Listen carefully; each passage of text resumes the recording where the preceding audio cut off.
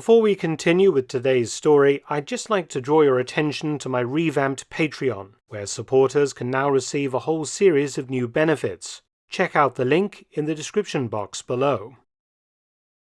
At the conclusion of episode 1 in this series, Skorzeny's Schwedt Bridgehead has just begun to come under ferocious Soviet assault. The Soviet assault on Kernigburg was between a unit of T-34 tanks of the 49th Guards Tank Brigade and a company of paratroopers from the 600th SS Parachute Battalion.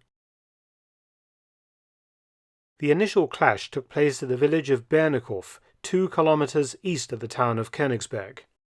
The SS paratroopers managed to fend off the first Soviet assault, but the Soviets brought considerable pressure to bear.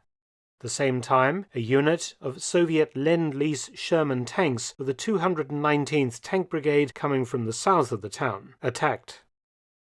The Hamburg Volkssturm Battalion, made up of very tough dockers, managed to stop this attack. Of the 7 Shermans that broke into Kernigburg, the Hamburg Battalion knocked out 5 using Panzerfausts. Overall, the 2 Soviet tank brigades lost 10 tanks between them during the day's fighting on the 4th of February 1945. The Germans were badly outnumbered and ill-equipped to fend off 2 Soviet tank brigades. The order was given to withdraw behind the Königsberg town walls, but by 0500 on the 5th of February, the units abandoned the town, withdrawing to the trench line behind the settlement, and the Soviets captured the town and violently murdered and abused its unfortunate citizens, particularly women and girls. The Red Army kept up the pressure, trying to push forward to seize a bridge over the Oder, but SS paratroopers stopped them at the town of Grabov, part of the prepared defences of the Schwedt Bridgehead.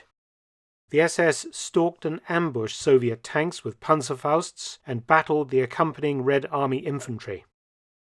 However, the Soviet pressure was irresistible, and the order was given to retire from Grabov to the inner defence line on the east bank of the Oder.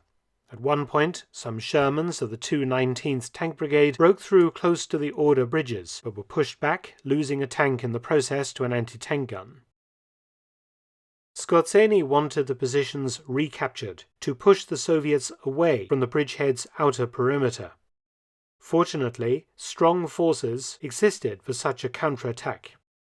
The Stug 4 assault guns of the 210th Assault Gun Brigade, supported by the 54th Parachute Panzer Hunter Battalion, equipped with anti-tank guns.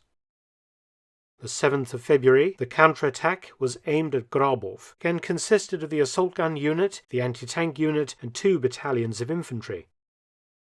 The German attack steamrolled both Soviet tank brigades, pushing them out of Grabov. The Germans then divided their forces into 2 Kampfgruppen or assault groups, each with Stug support. One Kampfgruppe went southeast and recaptured the crossroads outside Königsberg, while the second hit Hansaberg, pushing the Soviet 37th Mechanized Brigade out of it. Shortly after the recapture of Grabov, Reichsmarschall Hermann Goring drove to Schwedt with his staff. Skorzeny was informed at his command post, and he went back to collect Goring and his party, and took them on a tour of the bridgehead's defences. Arriving at Niederkrenig, Goring inspected knocked-out Soviet tanks that were strewn about. Goring made a point of congratulating the anti-tank gun crews and distributing presents of cigarettes and brandy, which was well received. He next visited the command post of SS Fallschirmjäger Battalion 600 until leaving for Karrenhall, his estate outside Berlin, when night had fallen. Skorzeny decided to enlarge the bridgehead. On the 9th of February, his SS paratroopers captured the Foresters' Lodge at the Tangersee, a nearby lake. Fresh German reinforcements also arrived. An alarm battalion of 767 men, and also a smaller 486-strong infantry battalion. Both of these units were incorporated into the defences of Schwedt. The Soviets resumed their offensive on the 10th of February. The major part of the assault fell on the 600th SS Fallschirmjäger Battalion along the Grabov-Königsberg road. Its No. 3 company was reduced to only 30 men by the end of the day, such was the fierce fighting. Hanseberg was simultaneously assaulted by the 37th Mechanized Brigade, supported by Su-122 assault guns, and fell the next day on the 11th of February. The Soviets tried now to drive in the bridgehead's flanks on the 13th of February.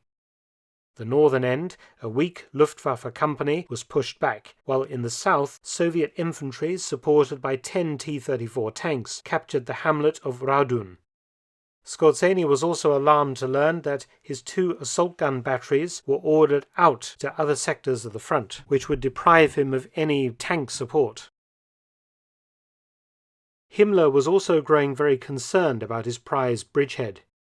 Skorzeny was ordered to report to him at his headquarters, codenamed Birkenwald, in woods at Berghain, outside Prenzlau, 50 kilometers north of Berlin. After an initial angry exchange of words, Himmler cooled down and the two men had dinner together. He secured a promise from the Reichsfuhrer to send another assault gun unit as soon as possible to the bridgehead. In fact, not all parts of the assault gun brigade had left Schwedt, and its first battery was ordered by Himmler to remain at the town. Himmler was now on the verge of launching a large-scale counteroffensive in Pomerania, called, like the one in Alsace he had commanded, Sonnenwende, or Winter Solstice. Everything now hinged on this last roll of the dice, a last chance to stop the Soviet drive on Berlin. It was of vital importance to Himmler's plan that the Schwedt Bridgehead be held. Tune in next time to see if Himmler's plan was successful and if Skorzeny managed to hold firm at Schwedt, and for how much longer. Many thanks for watching. Please subscribe and share, and also visit my audiobook channel, War Stories with Mark Felton. You can also help to support both of my channels at PayPal and Patreon, details in the description box below.